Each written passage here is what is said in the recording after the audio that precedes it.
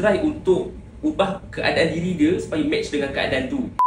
Kalau kita ni jenis seorang yang senang overthinking, benda tu akan effect tak kita punya social relationship dengan orang sekeliling kita?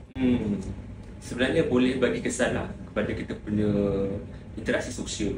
Sebab apa? Bila kita ada overthinking yang tidak terurus ni, dia boleh menimbulkan satu bentuk pemikiran, iaitu prasangka. Katakanlah bila kita nak bercakap dengan seseorang ke kan, dia dah mula ada satu assumption. Okay, orang ni begini-begini. Nanti kalau aku buat begini, dia cakap begini-begini. So bila ada prasangka macam tu, individu tersebut akan menjauhkan diri daripada sosial. Dia rasa macam ataupun social withdrawal lah. Tak nak lah dalam ni nanti takut apa orang fikir. Dia akan fikir macam tu.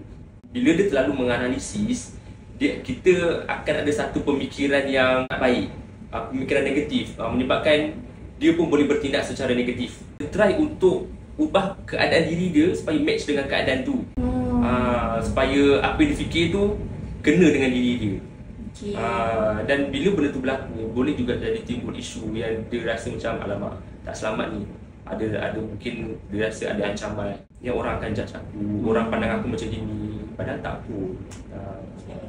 So in a way mungkin kita senang suzon, syakwa sangka dengan orang lain, tu yang pertama. Yang kedua, kita terlalu conscious dengan apa yang orang fikir sampai kita tak boleh nak jadi diri sendirilah. Ataupun kita jadi terlalu berhati-hati.